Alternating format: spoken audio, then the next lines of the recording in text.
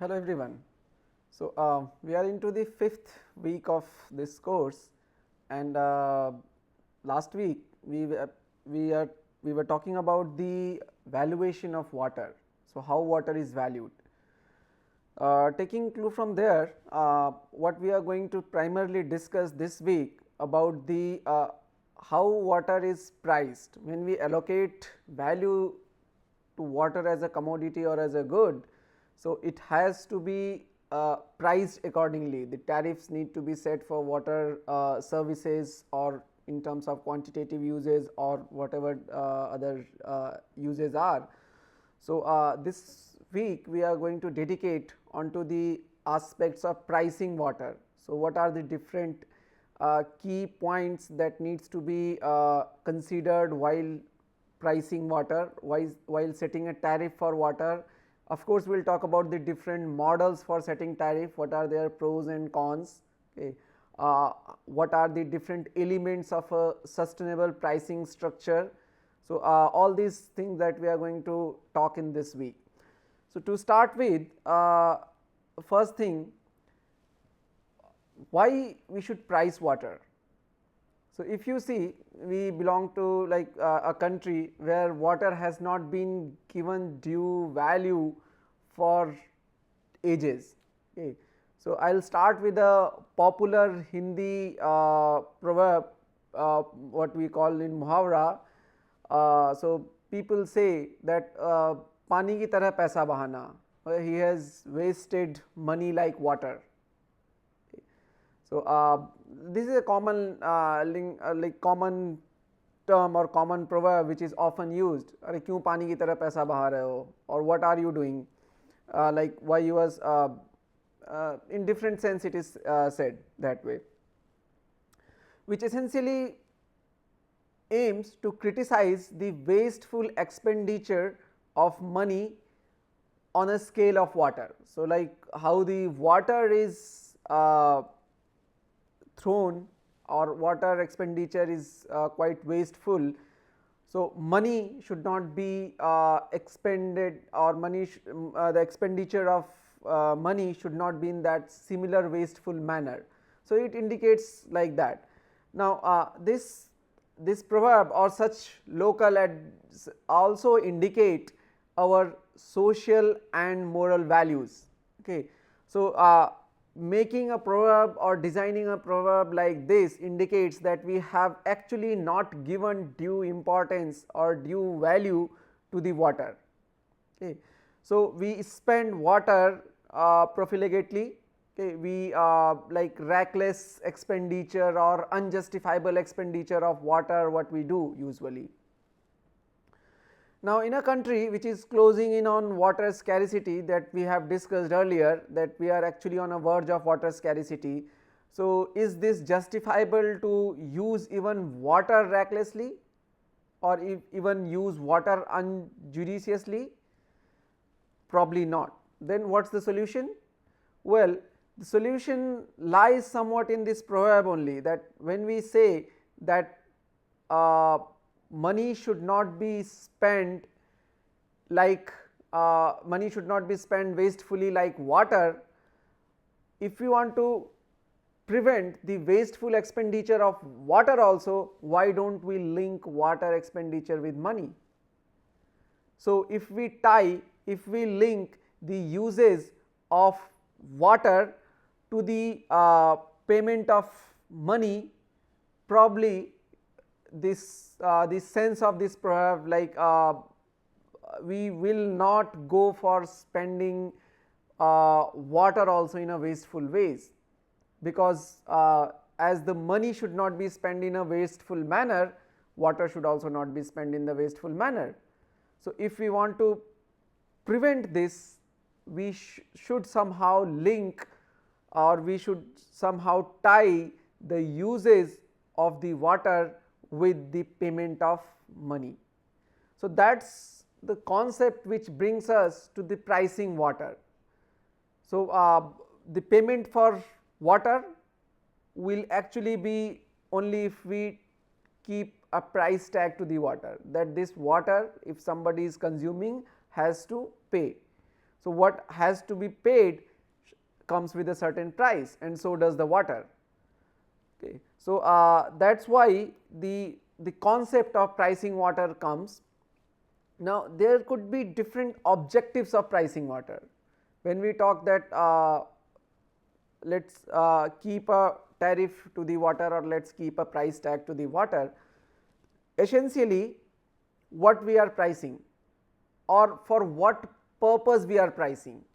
Okay. Because the pricing water does not mean that you take some charge for unit consumption of water. This has various direct and indirect implications. Okay.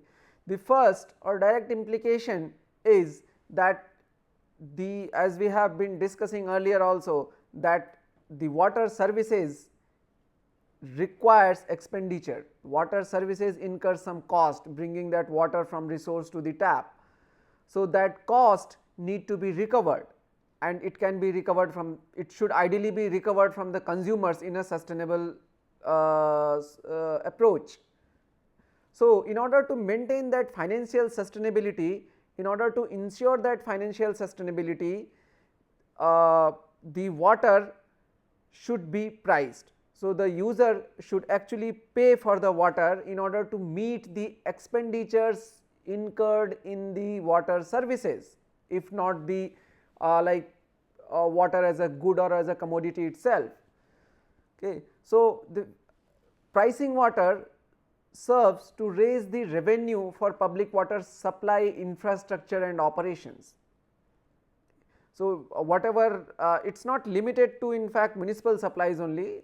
For irrigation supplies also we need to develop infrastructure in terms of canal or in terms of waterways, those kind of setups. For industrial supply we need to develop the pipeline or those kind of system which can supply water to industries. So, all this supply or all this human consumption, be it from any sector, industrial, agriculture, domestic, whatever sector we are talking about, will eventually need some finance, and in order to make that system sustainable we should recover the expenditures from the user, and that is why the water should be priced. So, that is one aspect. Second, or the indirect implication of water pricing is the water demand management. So, when we price water, actually it will behave like any other good in the market. Okay. So, if there is a price tag for a stuff in the market, we consider that we consider that in what optimum amount we need this. Okay. So, there comes the demand management concept. Okay. So, priced water should behave like that of any other good, and that would encourage more responsible uses. Okay. We buy, let us say, rice, we buy potato, we buy different things in the market for our consumption.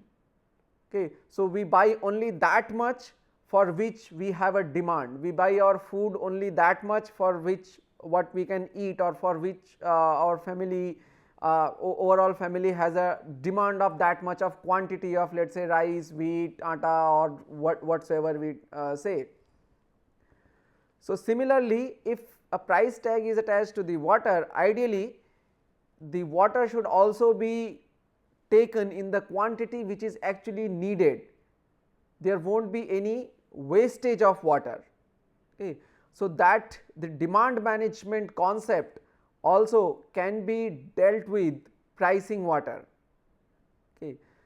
Then there is a aspect of water conservation or environmental sustainability, where water uses would likely to decline with the raised prices, thereby discouraging the wasteful uses, okay, which eventually will lead to the water saving. Water saving translates to the better environmental sustainability. So, if I am, let us say, using I am using 300 liters per day water at when the water is free, I do not bother whether I have used 300 or 400 or 500 liters in a day, because I am not paying for it. Then comes a price tag to water. I will see, oh, if I use 300 liter, I have to pay, let us say 1000 rupees in a month. If I reduce it down to 150, my cost will come down to only 300, 400. So, those sort of signals are sent by pricing water. So, with in conjunction to the management of demand, the wasteful usage will reduce, and eventually when the wasteful uses are reduced, we are generating less of waste, less amount of waste which is releasing in the nature, and we require less amount of water from the resources, from the natural resources. So, when we need less amount of water from the natural resources, eventually we are reducing the stress on our natural resources, and in a way achieving or taking a step forward towards environmental sustainability.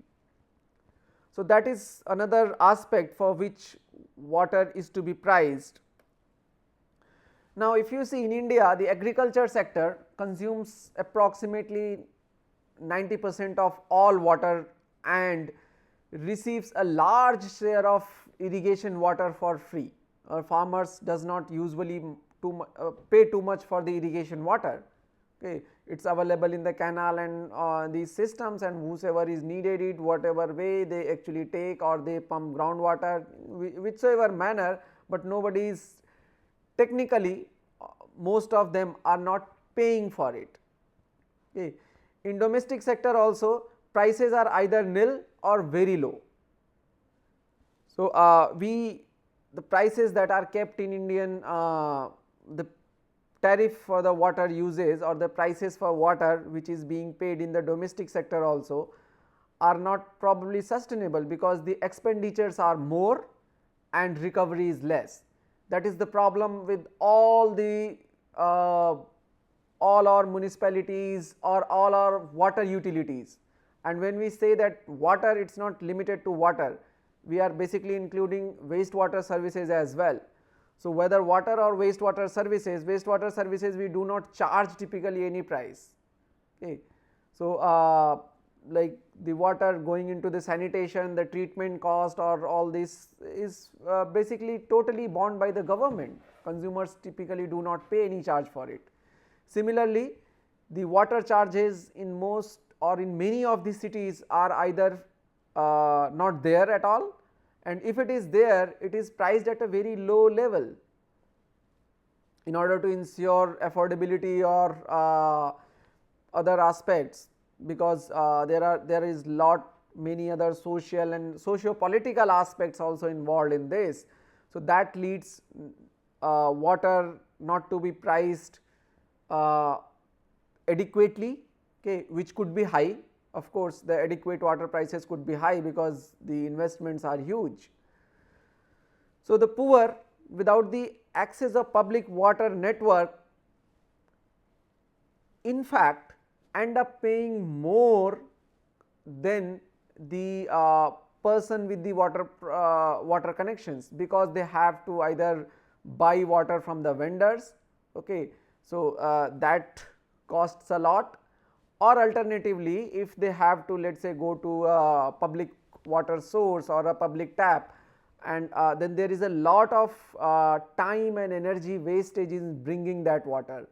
So, they may not be actually, if let us say a person walking down 2-3 kilometers for fetching the water, he may not be paying for that water, but the time to commute and energy to basically bring that water is also lost.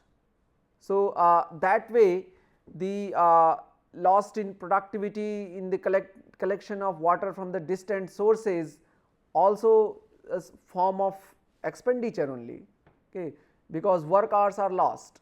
So, otherwise he would have spent that much time in doing some productive work and would have gained some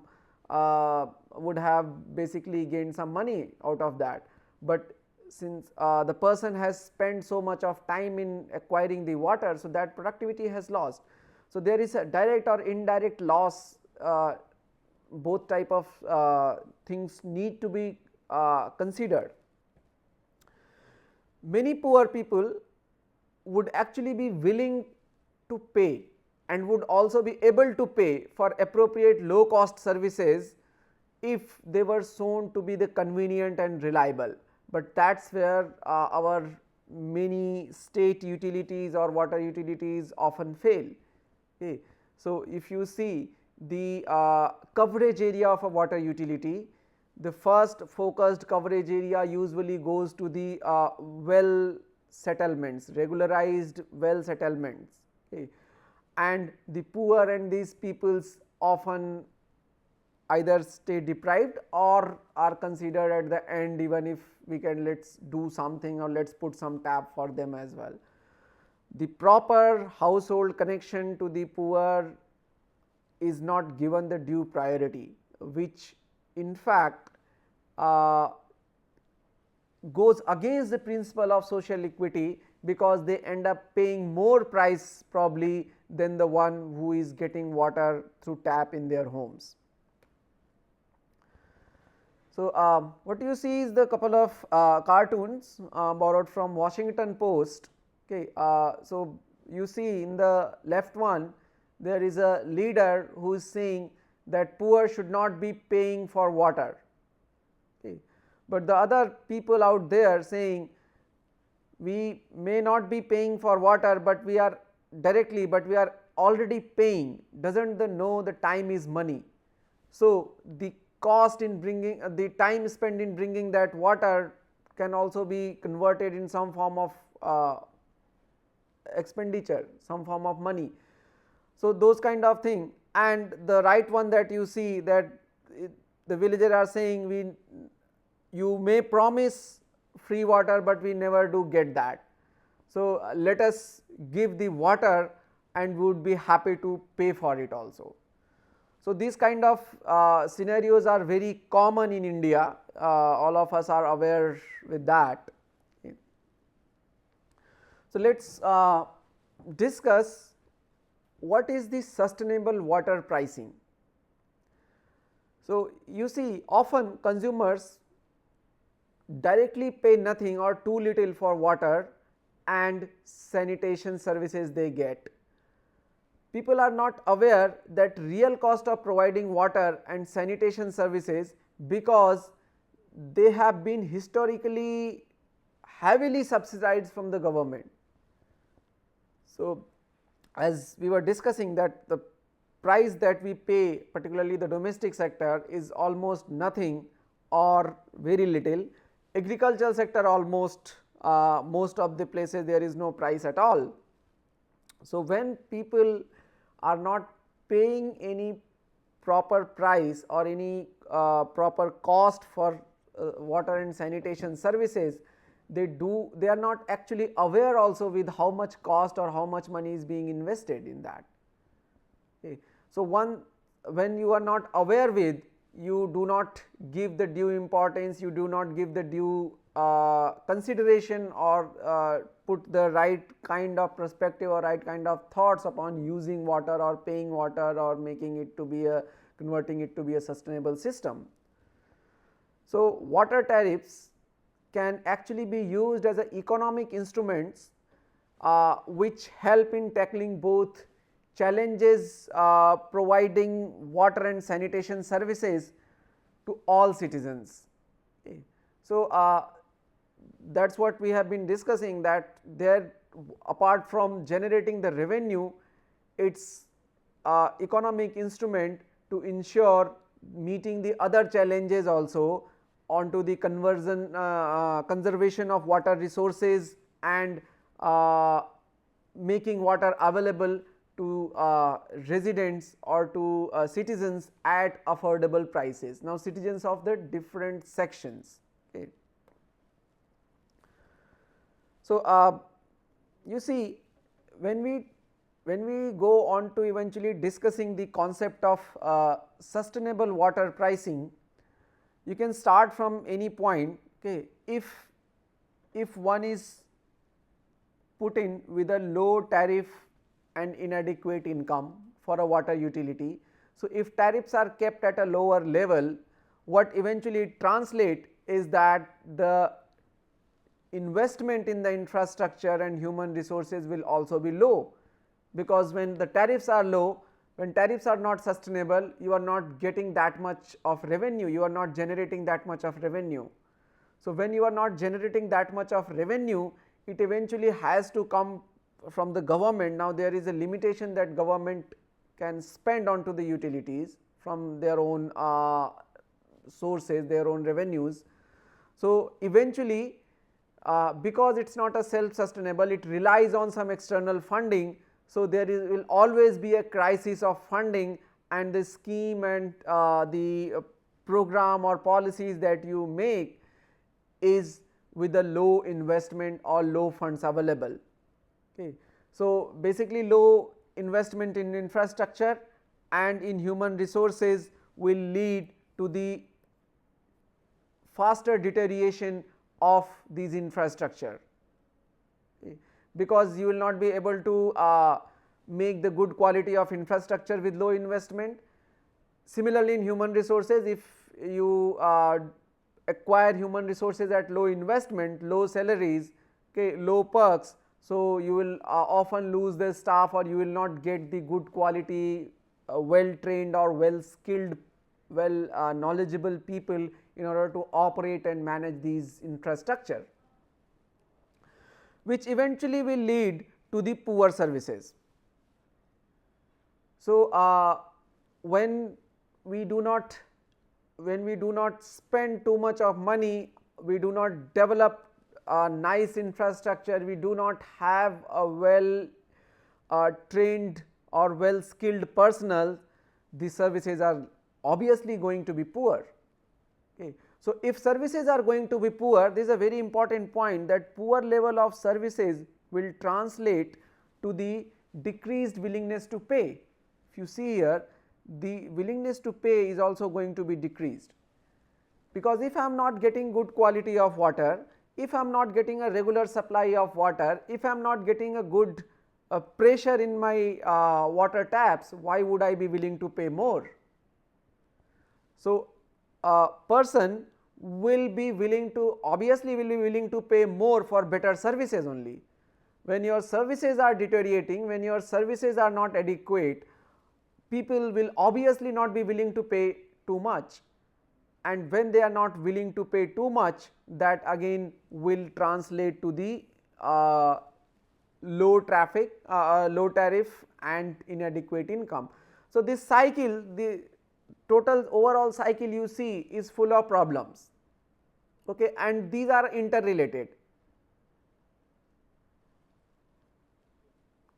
Poor services, less willingness to pay, less money generation, less fund generation, less investment, okay, less investment, poor quality of infrastructure and not so good human resources. If that ends up, again it will lead to further deteriorate the services. So, this cycle will keep on deteriorating this stuff. Now, we need to transform this to the inner cycle that you can see here, that if we put affordable tariff and improved collections, so that people are actually like paying for that in justifiable in a sustainable tariff structure. So, if they are if the collection is improved and the tariffs are set in a sustainable base, maybe little higher, okay, of course it is going to be little higher, but if it is that and people are paying for it, so then you will have sufficient funds to create a good quality infrastructure and have a good capacity of human resources. Okay. Again, it is not that you will start from just taking the prices for water from the people first and then go on to the investment. You can of course start from this point also. So, you may keep this as a maybe starting point. So, if you come up with a good service system with good infrastructure and well skilled manpower, human resources, you are likely to sort of generate nice infrastructure, okay, and your human resources with that infrastructure, with that kind of supply, would be able to provide the better services. Now, when you give the better services, the willingness to pay of the people could also be increased. So, when the willingness to pay increases, people will be willing to pay more, okay, because the services of good quality. So, we buy in many coastal areas, you see that in many cities, in Chennai or in even in Ahmedabad or part of the Gujarat, the tap water that you get is saline. So, if tap water is saline, for drinking purpose, for cooking purpose, many people buy bottled water.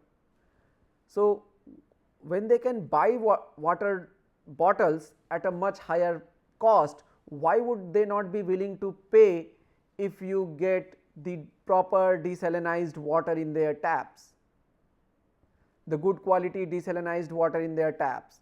This faith has to be developed, and faith will develop only with the good infrastructure, good quality assurance. So, when all this combines, you know that, okay, no, this system is very reliable, this system is very good, their infrastructure is good, their human resources capacity is very nice, people are well trained, well behaved, okay, well skilled. So, then you know that the quality of supply is good, quality of supply is going to be good, you will, or one will actually accept a higher tariff happily. So, their willingness to pay is going to increase, and when their willingness to pay is going to increase, they can actually pay more, and the prices, when the prices of water are sustainable, they will be willing to pay that price probably, and eventually your system can become self sustainable. So, the earlier discussion that we were having, that deteriorating system will have all the shortcomings. There would not be proper collection because people are not willing to pay, the tariffs are lower, the funds generated are not that much, the investment are not that much, the human capacity could not be hired, appropriate human capacity could not be higher with low investment. On the other hand, with a good system, you will have all the cycles running perfectly, water quality is good, the supply system or the services are good, rather collectively we can say the water services are good. So, the people's willingness to pay is more, people's willingness to pay is more, you can have a nice collection, or the improved collection of the tariffs. So, improved collection of the tariffs will generate significant resource for the upliftment or the improvement of the facility as well, and in order to further you can improve the services. So, this cycle eventually will take you to the improved water standards or improved services. So, this is how the pricing of water can be used as an instrument for the overall improved water services. So, with this we end here. In the next session subsequently we will discuss the other aspects of water pricing, and how the in subsequent sessions we will talk about how the different approaches or different schemes or models are there for pricing water. Thank you.